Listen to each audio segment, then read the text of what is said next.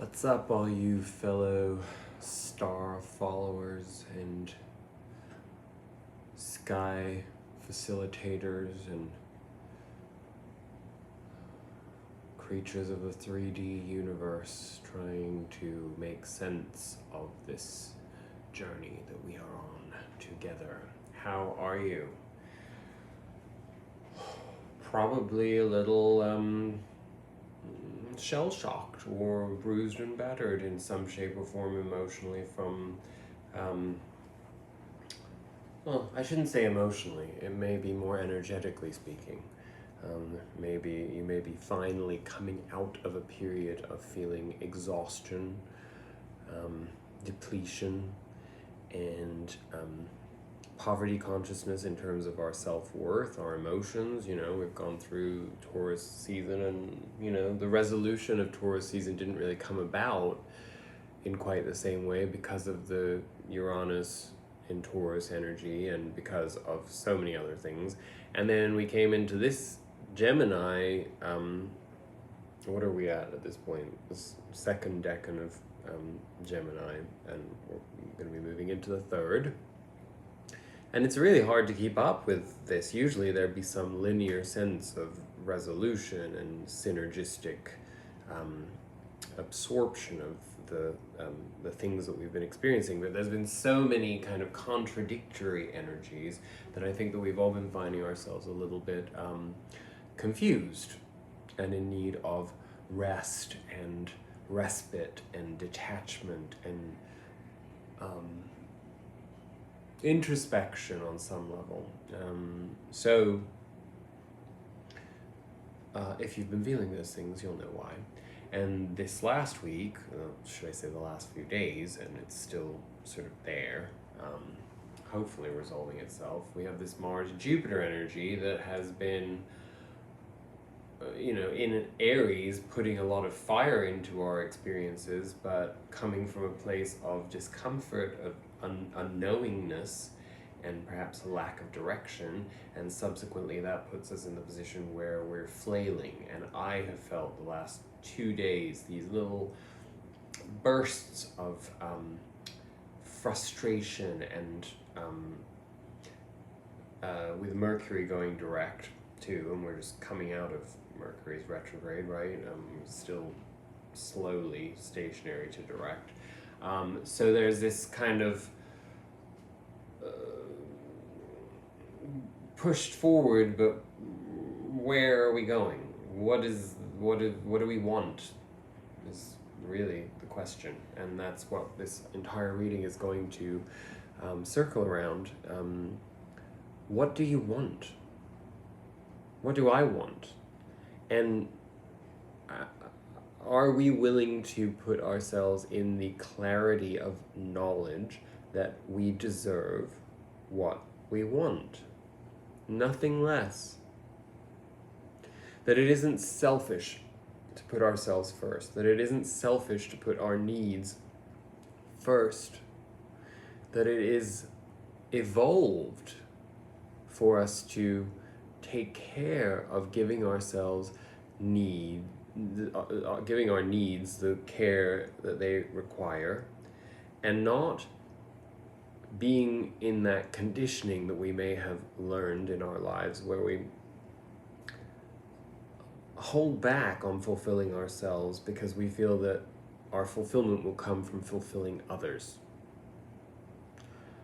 It's a little bit of a contradictory message to some of the things that we've had in recent weeks, because that's the nature of how we evolve and how we learn, is that we have to experience one extreme or one version of something in order to then see the other side of the coin and then make decisions as to what is going to actually serve our higher purpose and our maximum vibrational capacity, right? And we're in need of that. I've certainly felt very distorted in my energetic flow. Like, I'll have these moments of clarity and feeling, almost like a freedom, of a buoyancy of freedom, and then suddenly being in terror of being tied down to things that don't correspond to my values and my needs and so on and so forth. And the truth of the matter is that that's a definition process. That is solely dependent on how I experience whatever I'm doing. If something crosses my boundaries, if something isn't meeting my expectations, my needs, then I have the power to say no, for sure. But if I have a new experience that comes along, and I want to give myself the opportunity to maximize the potential of that, what am I going to do in order to make that work for me? Not what I often tend to do, which is throw myself into fear, throw myself into looking at people's motivation and questioning it and thinking like, are they trying to deceive me? Are they trying to fuck with me? Are they not being honest? Are they not being direct? Are they being withholding? Why has this person not been in communication with me? Why has this friend disappointed me? Why is this blah blah blah? And it all spirals into something that feels like a wall of antagonism towards us, when in fact everyone is just in their lane doing their thing, not thinking about you or me for that matter. And not because they're mean or have any ill intent, but because they're trying to figure it out for themselves, right? And when we feel that way, we have to regroup and figure out how we can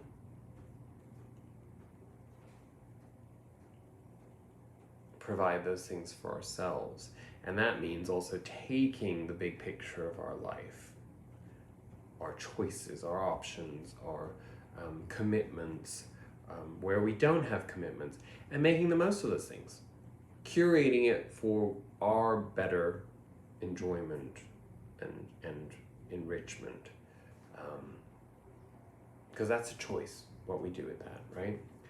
And the Mars energy with Jupiter kind of comes in to make us go, why do I feel like this? What's wrong? Why do I feel jittery? Why do I feel anxious? Why do I feel angst? Why do I feel frustration? Why do I feel anger? Why do I feel abandoned? Why do I feel alienated? Why do I feel like I'm not a part of something?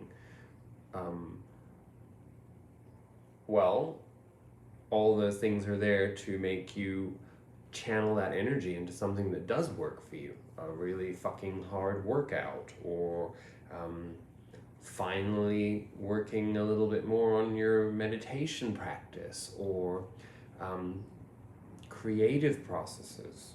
If you like to draw or paint or write or sing or, whatever it is, just that extra energy is there for you to be reminded that there's something that you can do with that energy that is positive, that is foundational, that is growth oriented.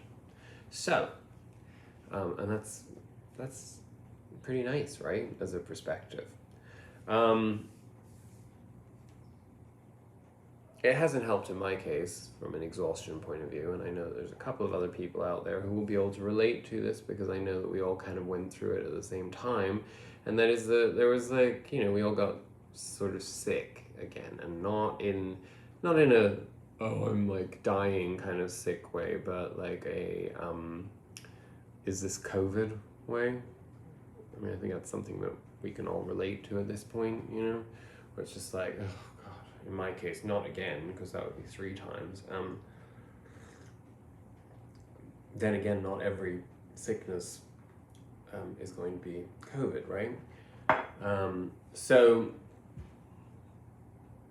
not that I want to go into that whole thing, but I'm just saying basically for all of us, we have a new approach to this, and it's like maybe sometimes we just have to listen to our bodies and understand that, we're all capable of going into exhaustion.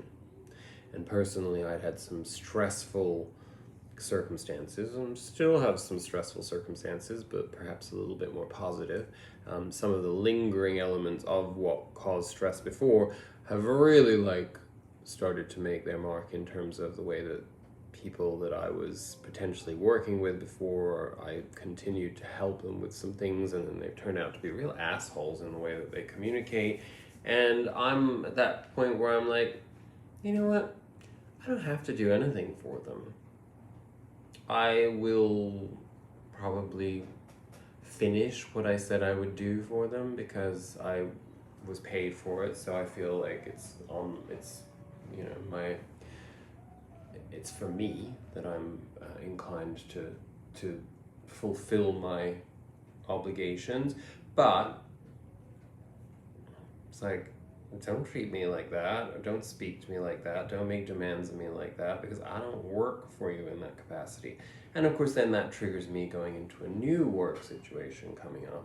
Again, sorry to digress into my own personal things, but you know, then I have apprehension about that, and I'm like, oh, well, these people like seem like they're not really grounded either, and what if they're like, you know, I don't even know what the hell I'm going to be doing for in my new role, you know, it's all so vague. But then I'm like, but that's actually a great freedom, you know, that means that I'm going to be able to, in cooperation with them, curate that experience. And if I have faith in myself, and if I'm self-confident, and I think to myself, well, I've always managed to provide these services and be at the top of my capacity with other people in the past, why would that stop now? This is the perfect opportunity, in fact, to go into something fully empowered, right? So, anyway, all of these things, I'm sure, because you're all very smart, you'll have figured out that I'm not telling you all these things just to share my personal story, but because there's a common thread in there of what self-doubt is, how it diminishes our focus, how it diminishes, like barking dogs, they diminish my focus, how we can transcend the frustrating circumstances and not allow them to change our core vibration, frequency, right? Anyway, blah, blah, blah. Ride the wave of Mercury direct.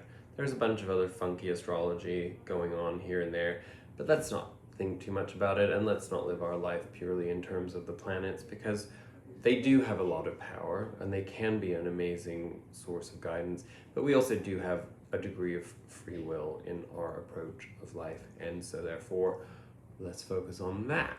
And the cards we have this week will hopefully be inspirational in that unraveling.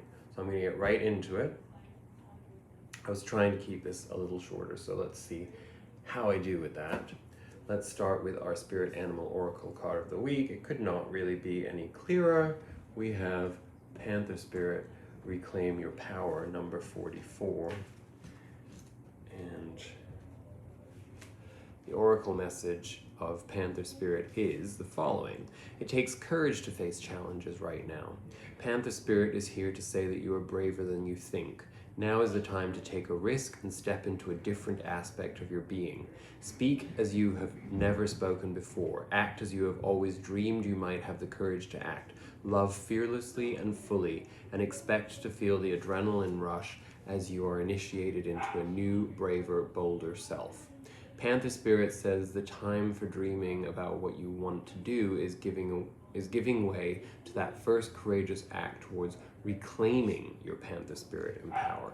Your new identity may feel strange at first, but you have what it takes and your soul wants this. Be bold. I'm not reading the protection message because I think that we're in our empowerment, and I'm just going to take that yappy, annoying dog as being an example of how I must transcend and work through and try to maintain my focus. It is gay pride here in Los Angeles today, and so it is a total fuckfest out there, probably literally and figuratively. And as you can see, like the old maid that I have become, I am quietly engaged in my space here, in my sobriety and my spiritual groundedness. And aside from going shopping for some jeans today and buying a steamer for my clothes, because somehow that seemed like a essential thing to have.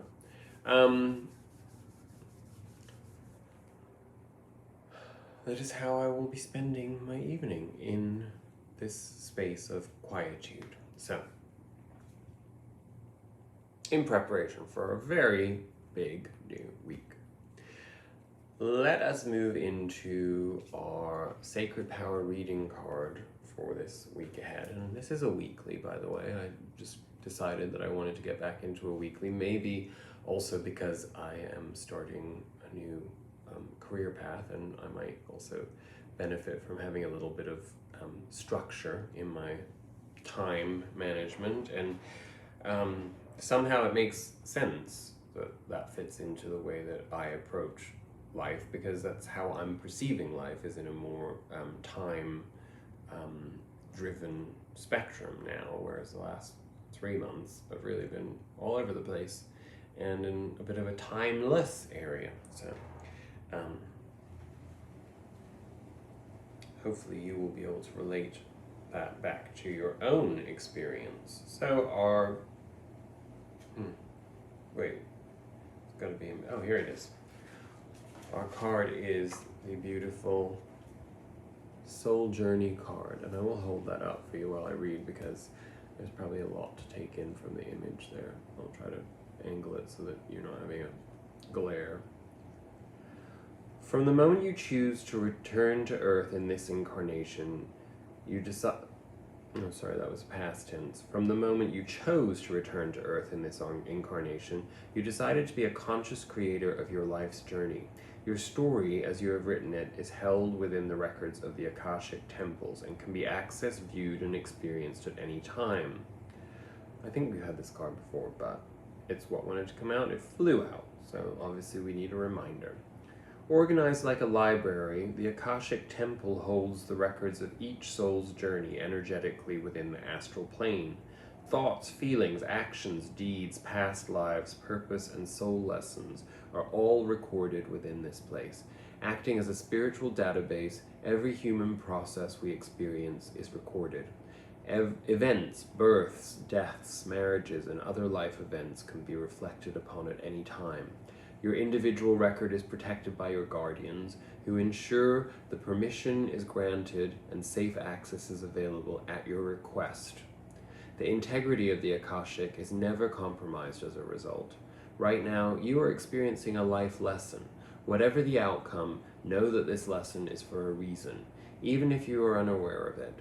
It is important that you become mindful of your experiences, acknowledging decisions and actions that have led you to this moment.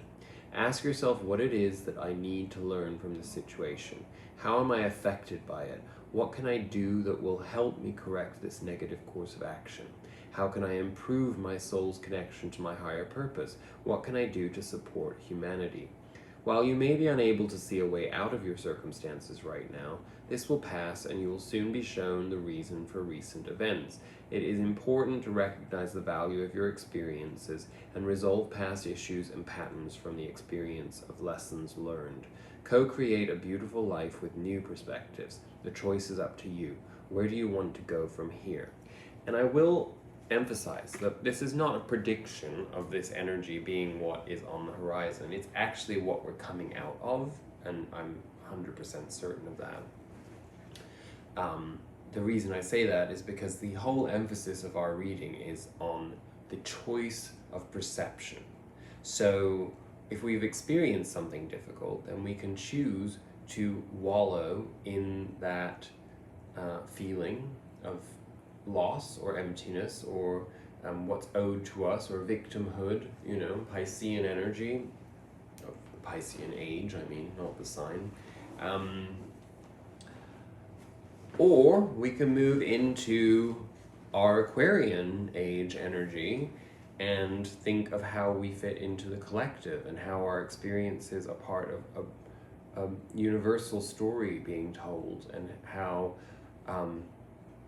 everything that we experience is to open another door, and anything that hasn't worked for us has been not taken away from us, but removed from our path in order for us to find experiences and processes that are going to serve our higher selves and our higher purpose, right?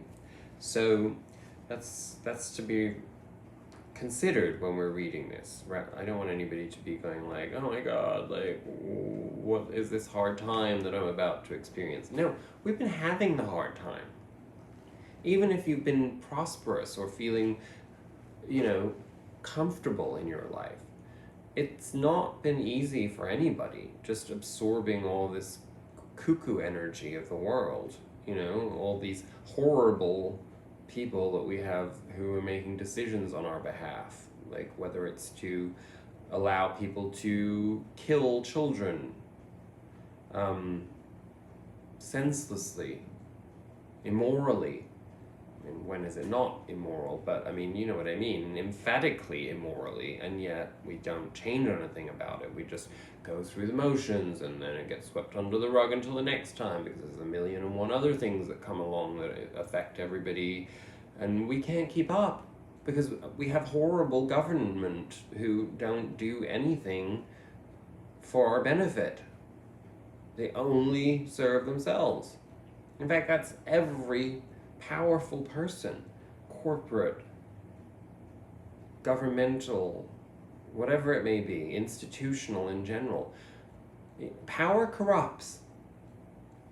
So we need to figure that out, because the only power that really counts is yours, in you, about your experience and what you are responsible for and how you can be accountable in life. You don't answer to anybody else. Nobody does. But that's not how these hideous, immoral governors, I don't mean specifically governors, I mean people of governance, function and perceive us. We are awful to them. We serve no purpose. We are just little parasites who they find ways to either get rid of us or make us do something that serves them in some shape or form. That's the parasitic nightmare in which we live, which is bound to make the soul journey rough if you're not waking up to that. And I struggle with that all the time, because I'm constantly in the position where I'm ebbing and flowing between, my materialistic needs and then my spiritual fulfillment, and this world makes it so difficult to coexist in both of those. And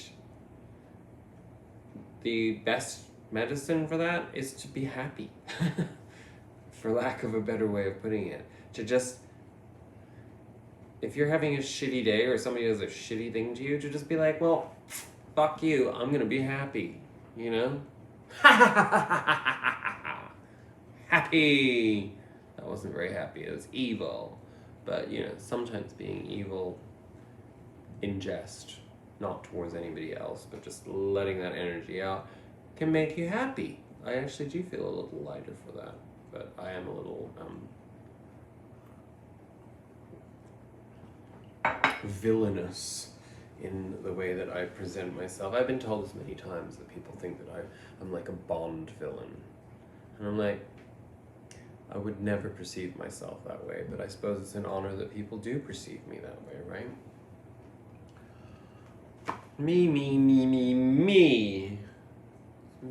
Talk about me. Let's talk about the moon. Perception. From our Star Codes Astro Oracle deck. What number is that? 19? Had a hard time reading that backwards. It's hard to read numbers backwards sometimes.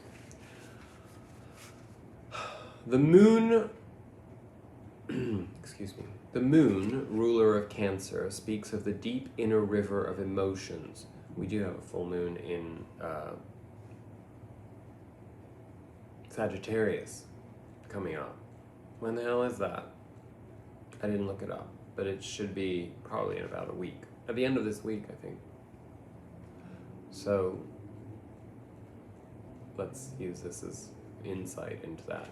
That this full moon, by the way, in Sagittarius coming up will be that marks the end of eclipse season, which will be nice for all of us. Just have a sigh of relief and just reap what we've sown and see the results coming through of our intentions and what we've let go of and what we've invited in, right? Because there is a very new energy for us here. It's a little raw with that Mars-Jupiter stuff going on, and Mercury going direct at the same time, and Saturn going retrograde at the same time. Because Saturn going retrograde is making us question our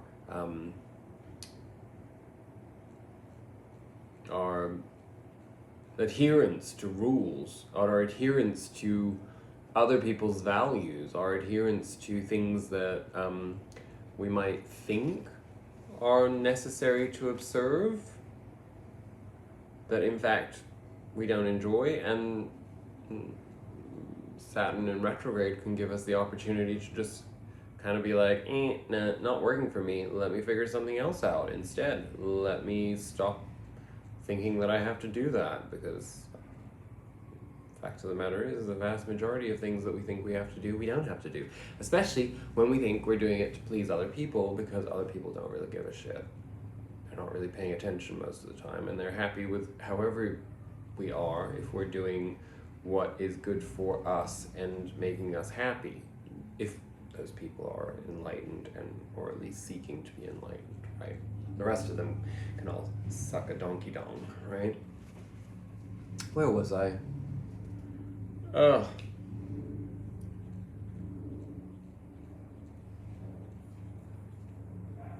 I think I have to read that again. The moon ruler of Cancer speaks of the deeper inner river of emotions, what motivates you, how you experience and express your feelings, and how you nurture and need nurturance. In your astrological chart, the moon is as important as the sun, even though it's much smaller.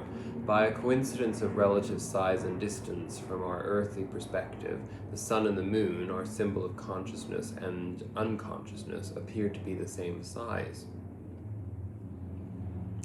And the proportion makes eclipses possible. The moon cycles through the zodiac in 27.5 days, changing signs every 2 days and coloring our moods, habits, and behaviors. Here's our action as a result of this card. First, perceive what unspoken emotional inner calling and patterns drive you. Look to your own moon sign. When you cooperate with your moon's emotional motivation, you'll find it easier to walk in harmony with your path. Next, investigate the needs and wants of those around you. The emotions underneath the surface actually run this show. Those primary drives are expressed through habits and actions, nuance and expression, rather than through words. Look for the underground ocean. It carries the soul's energy. And remember that in Gemini, we are very much defining what we want and what we need through curiosity, through exploration, through not being so attached to specific outcomes, right? And there's a lot of that going on right now. I feel it. It's like I'm like, oh, I've got actions ahead of me that I will be taking, and what are the goals around those? Well, every time I focus on the goal, it becomes acutely clear to me that there's just no point in focusing on the goal. Just go with the flow. That's what Gemini is asking of us. We'll explore those actions emotionally when we move into Cancer after that full moon in Sagittarius, and then we'll recollect then, right? And we'll see where it's all headed. Speak to the insecurities that slow this process. Act in a way that helps others feel nurtured, warm, and emotionally connected. Make them feel at home. Tend the food, water, the home base. Like the moon, the energy in this current situation will wax and wane, so assess the current phase and work with those cycles. The challenge of this time is to look to the feelings rather than the logic, to move this situation forward. Notice any strained responses to anxiety, touchy personal defenses, nepotism, xenophobia, subjectivity, or insecurity, even in your motivation or in those around you. Tend to the fear that lies underneath these behaviors. Very, very relevant right now, right? Fear is such a monster, and it really does ruin everything. It just gets in the way, and it's time to, well, it's always time to kick it out of the way. And just, maybe kicking it isn't actually what we need to do, and probably by the time we get to Cancer season, we'll have more compassion for the fear, but we will laugh in the face of fear. That's so that we can get to Leo and be bold and roar and enjoy and be fun and well, let's not get ahead of ourselves. The gift of this moon energy for us in this week ahead is that you are one with the ebb and flow. Watch what sign the moon occupies each day and let the moon teach you about its phases. Align yourself with those tides and make your life easier. And you can find moon calendars online, of course, but if you want somebody to follow who focuses very much on forecasting based on the moon, Christopher Witecki does weekly astrology reports, more like weather reports. He talks a lot about where the moon is at. Who else is really focused on moon signs? It's the only one I can think of right now. So if you're interested in that, check it out. Otherwise, just look online and you can find somewhere with a moon calendar. Then that'll just tell you where the moon is, and do a little Google search as to what moon in Leo as it is today is, or moon. I'm recording this on Sunday. Moon in Virgo tomorrow. Yeah. I guess the moon in Leo probably also is kind of what triggered that Mars-Jupiter shit to kind of have these weird, little bursts. And I had Neptune. Whoa, Neptune is also having a field day. And I've been having, last night I had the weirdest dreams. Oh, they were awful. Oh my God, it feels like something's in it. Not nightmares per se. Well, I guess it's hard to really say. I mean, when I was a child, I remember having horrific nightmares, really, those ones where you're like, is this real? It wasn't like that, but they were just awful scenarios that kept creeping up on me. So Neptune really does have a tendency to do that when it is aspected weirdly. And let's be honest, Neptune's kind of weird. But lovely at the same time, right?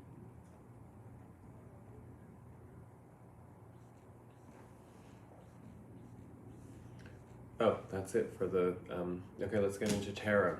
So our underlying energy of the week, the King of Swords. This is our own empowerment in truth. This is knowing the value of who we are and our experiences, and actually holding that in mastery in order to create truthful, honorable situations for ourselves. This comes back to what I was talking about in the beginning, where it's like we really have this choice to make, to decide how we're going to experience things, right? And what has led us to that King of Swords, I got 3 clarifiers. We had a Tower, we had a Page of Pentacles, and we have the Devil, again, the Devil upright, which is channeling into the magical realm of self-discovery through energetic balancing, meditation, witchcraft, if you practice that, wizardry, however you want to look at any of those things. So, of course, not many people really literally practice that, but when you're doing a meditation or you're doing a sun salutation or you're, setting intentions, that is all part of that magical flow because it's just creating energy, right? So I know that Tower, we had that basically in the last 2 weeks. All of us in some shape or form had a Tower. Something was broken down. If you're still trying to figure out what that is, it could be more subtle, I suppose. It could be internal. but I'm pretty sure everybody on some level had some version of a tower. Tearing down something that either caused us to fear something or just something that was not serving us. Because the tower is always that. The tower always comes in to take away what doesn't serve us. That puts us in the position of the Page of Pentacles, which is to be the novice student, to learn, to receive without ego, to be focused on the end goal opportunity of a legacy, but at the same time to accept that we are at the beginning of that path. So there's humility in that too.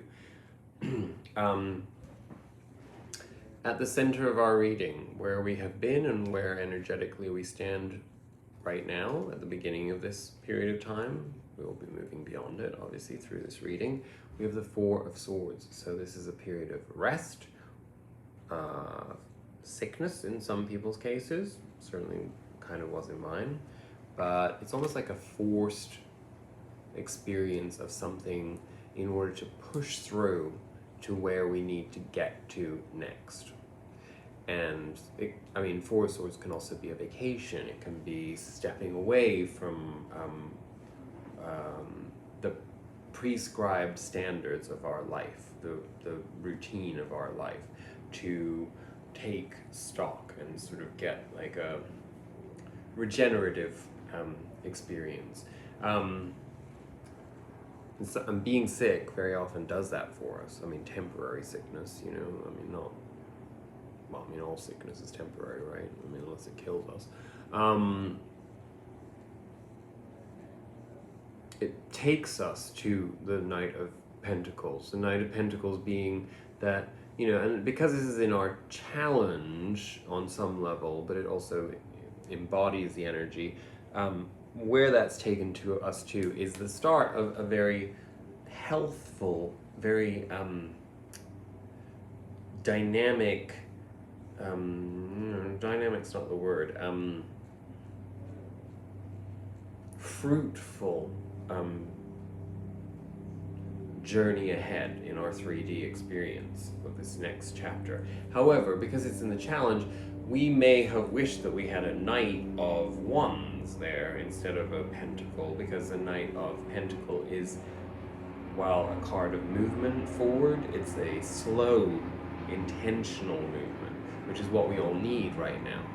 Because if we get too far ahead of ourselves, we're just going to go into old cycles and create like psychodramas and things that don't really help us, right?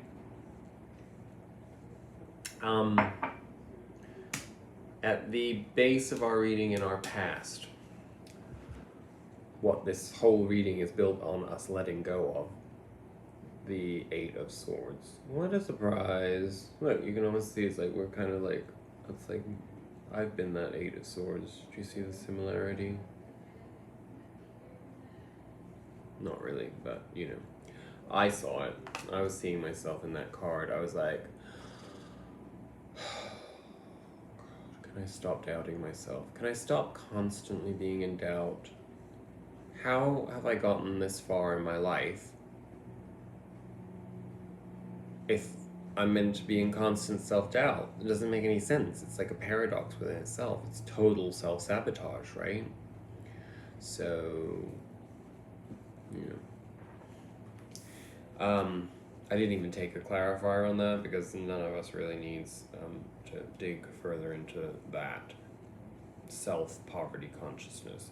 I'm not good enough. I'm too old. I'm too fat. I'm too scared. I'm too whatever limitation you want to put on yourself. It's all mind traps, right? That we create ourselves. We choose to maintain them, in other words. So again, that choice. What are you gonna attach yourself to? In our recent past, we actually have the Three of Swords. So some form of, I don't want to characterize it as heartache or heartbreak, but it's just that heavy energy And it was clarified by the Nine of Wands, so I will go with the heavy energy. It is really that maybe we have been in that position where we compounded multiple negative feelings and attached them to a situation or situations in our life, and then we kind of found ourselves in that feeling of being overwhelmed by them and not having the energy to really carry ourselves forward into what should be bright new circumstances. So we gotta let go of that. It is in our recent past, so it may still be lingering, but time to let go of that. Which I think we are going to have, because in our immediate future we have the Eight of Wands, which is a card of communication and messages and forward movement, rapid forward movement, intense shifts of energy and into action in our environments. And it was clarified by the Eight of Swords upright. The Eight of Swords upright in this deck really speaks to the idea of being able to work through the Eight of Swords, that it was our foundation card. In other words, the things that are going to come our way in the immediate future, messages, communication, interaction with other people, is going to, if we're conscious about it, it will actively break that down. In other words, you know how when you're ahead of something, you're faced with needing to do something or have a new experience, a date, a new job, a new perspective on anything, how you're going to have to change your schedule, whatever it is, and you project all of those things from your past experiences, and you're like, oh, and then you can really make something quite awful in your mind, right? And then when you actually get into the flow, well, the first day I'll go back to when I was a child going to school. So it's like I hated going back to school after vacation, particularly if it was a new school year. It caused enormous amounts of anxiety in me because I needed to perform.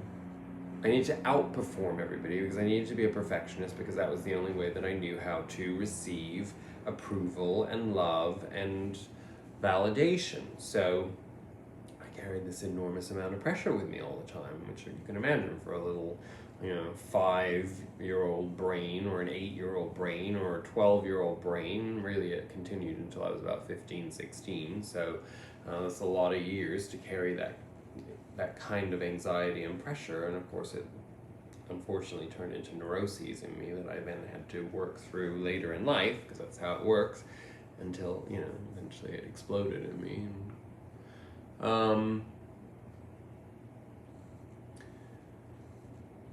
was I going with that? Oh yeah, that that I would go, the night before or the week before, if it was the summer going back to school in September, I'd be like every night just dread worse and worse. Oh, only 5 nights to go until I have to do that. Oh, 4 nights. The opposite of what people feel when it's like, people that count down to Christmas or to a vacation or something. It's like I would do the opposite. It's like countdown of dread to everything. And I still have to unlearn that in everything I'm doing. I'm starting a new job tomorrow, and it's like, I'm like, oh, it's like, why am I feeling that way? That's absolutely ridiculous. This is something that's of my own volition. If I don't like it, I don't have to do it, right? But unfortunately, that's not the way that school works. And it's a whole other story. But anyway, I digress again. Once you're there, it's kind of like, oh, it's not so bad, and then you kind of let go of those feelings, and then maybe by day 3 you're kind of like, oh, I feel comfortable. Oh, my self-confidence is coming back. Oh, I'm actually really good at these things. Oh, I'm social, and people like me, and I get along with other people, and you're not sitting in the corner crying 3 days later. Well, that's kind of what this is saying. Accept the process, surrender to it, and allow light and lightness to come into your new perspective on things. Crowning our reading, we have a beautiful 10 of Pentacles. which to me confirms that whatever we're doing right now that's changing, that's coming to us through that Eight of Wands, is building a next legacy point for us. In other words, fulfillment in the 3D realm, more fulfillment in the mundane sense of it, but also in the inspired sense of it, right? And it was clarified by justice, so that gives me cause to believe that this is very much a divinely planned shift, whatever it could be. Again, I'm talking about it from a mundane perspective, talking about my new job and blah blah blah, and you're probably sick and tired of hearing me talk about jobs, but because as you can tell, I really have weird issues with work, and I hope nobody ever sees this who I have to work with. But work is tricky, you know? It's like, I'm good at a lot of things, but at the same time, some people love work. I'm like, I just want to live my life, you know? And if work can be a part of that successfully, then great. That's what I'm going to go with. That's my perspective. Let's all adhere to that. But anyway, I have no idea where I was going with that. But let's look at our present. So here is that Two of Wands in our present. The choice. And the choice, it's a beautiful choice. It's not the Two of Swords. It's not like the uninformed choice. This is a choice where we're fully in control and we're fully empowered to have the knowledge to recognize the potentiality of our situation. And the choice is to put an end, because it's clarified by the World card, to what I just described. All of that Eight of Swords energy that would make new chapters less alluring, less smoothly integrated, you know? Let's celebrate, let's enjoy the different circumstances. You know, for me, I can find a million and one things. I'm like, I have to go to Malibu for my new job, which is like, you know, pretty much an hour away from where I live. So I have to like integrate a commute. And I'm like, oh my god, I hate commuting. I hate driving. I hate like doing this. It's like, no, I don't. You know, it looks as though I'm lucky that I'm not going to be having to commute when everybody else is commuting. So I won't have the issue of sitting in traffic. It will be an exercise for me to get used to spending 2 hours in my car every day and more if I have to run around doing other things. But that's part of the job. And how can I make that a good thing for myself? I like to talk to my mother, my sister, and my friends on the phone. I like to listen to other astrology and tarot people. I like to listen to audiobooks. Sometimes I like to just listen to music really loud and sing at the top of my lungs looking like a crazy person. So there's all kinds of things that I actually do enjoy doing in my car. But if I set myself up for the feeling that it's going to be this horrible hindrance and it's going to it's taking 2 hours away from my life and blah, blah, blah, you know, that's probably not going to work out so well for me. So that's the choice, right? Put an end to the Eight of Swords. I can't do this. It's going to be too much. It's going to be taxing. You know, if it's too taxing, I'll figure that out and it'll be my choice, right? In our environment, again, we have this Tower card. So I will take a clarifier on that. I didn't take a clarifier on it when I was pulling it because it didn't want to come. Maybe now that we've talked a little bit about this, we can get a clarifier as to what on earth the Tower is in our environment. But I think it's that we may find that a lot of other people around us who are not on this enlightened journey will find themselves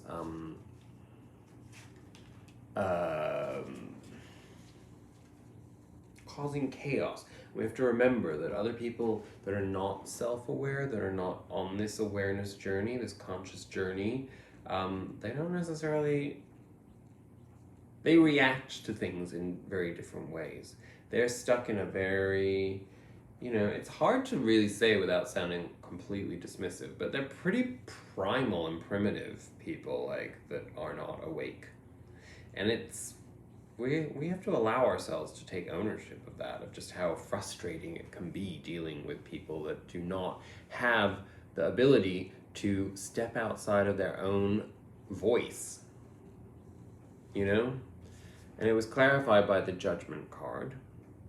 And the Judgment, again, is another divinely inspired and timed experience, shift, change. So this would be more an indication that whatever is changing in our lives, because there is change in here, whatever it is for you, your change of perspective or whatever else, that it's shattering, the tower is shattering something in your life that no longer serves, and it's of significance. It may be cerebral, it may be spiritual, it may be in your 3D materialistic existence, but something is being taken away from your environment in order to make room for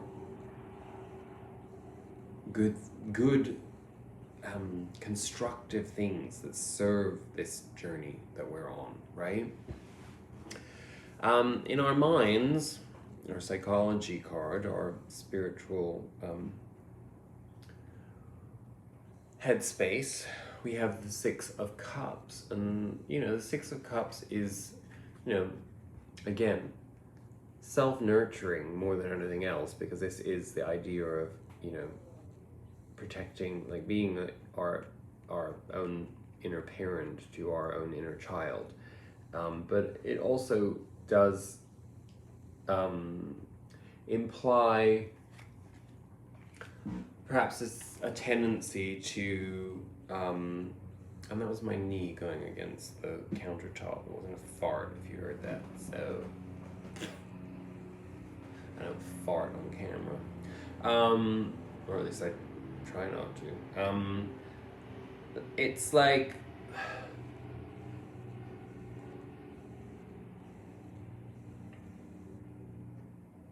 part of the challenge right now is also finding ways of, rather than going into the Six of Swords, or the Eight of Swords energy, when we have doubts or when we feel challenged or overwhelmed, or just, a little broken in our emotional realm. It's finding the silver lining in our experience. It's relating to our past with not so much nostalgia, but with warmth, And maybe this is an opportunity right now, through these changes that are taking place, for us to recolor our definition of some of our past experiences, because we have worked so hard to move through trauma, to move beyond trauma. And once you get to the end of that, you still have a past, so you still have to figure out how to be not just at peace with your past, but to actually see the value in it, and to have a sense of warmth and to see the divine in it, right? Ultimately, beyond accountability is forgiveness of ourselves and others, and that in turn allows love to flow in, and that's really what that is telling me more than anything else. But it's also telling me that we need to practice, we need to be mindful of being our own self-parent and nurturing ourselves when we have even the tiniest little bit of this Eight of Swords energy coming up for us, because we are the architects of our own path. So, as we said in the very beginning of this reading, if you don't like something, you don't have to do it. It's time to start allowing yourself to do what is right for you, what feels right, what makes you feel good. It's very hard for a lot of people to do, And the ultimate cards that we get for this, and I'm going to take another clarifier in addition to our clarifiers, because I didn't really like how unresolved it was, but it makes sense going through this. When we've been talking about the choice throughout this reading, we got two cards side by side. So this is your choice. if you don't let go of all that negative narrative, you'll find yourself in this Five of Swords energy, which is you will be victorious, but through your ego alone, and you'll feel alienated. You will alienate the potentiality beyond that of, you know, building new relationships, building a new experience that will actually like carry you forth with love and joy. And false victories are, you know, we've all had them. They don't really add up to much. Or we can put ourselves in this Page of Wands energy, and the Page of Wands energy is inspired. The Page of Wands is also a learner, but a learner with a level of Gemini curiosity and fiery motivation to seek out the beautiful, positive potential in everything. So, in other words, to shape any experience with curiosity and drive and inspiration, rather than finding the restrictions and the boundaries and the not boundaries,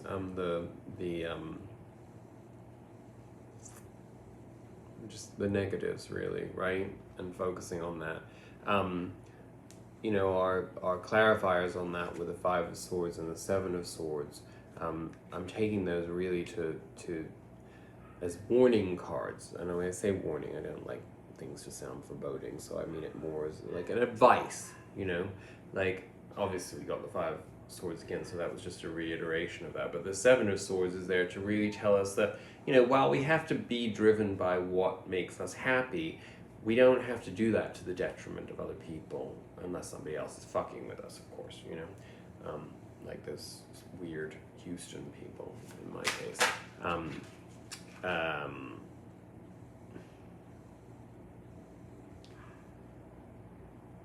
So, yeah,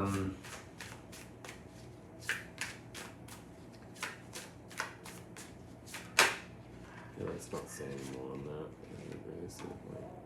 Yeah, nice. The Ten of Pentacles again. So we got the Ten of Pentacles as our overruling outcome energy in the self aspect of our reading, and we get it in our environment too. If we let go of the petty ego struggles, if we make ourselves receivers, if we challenge ourselves to rise to the occasion. And again, bottom of the deck, Ace of Pentacles.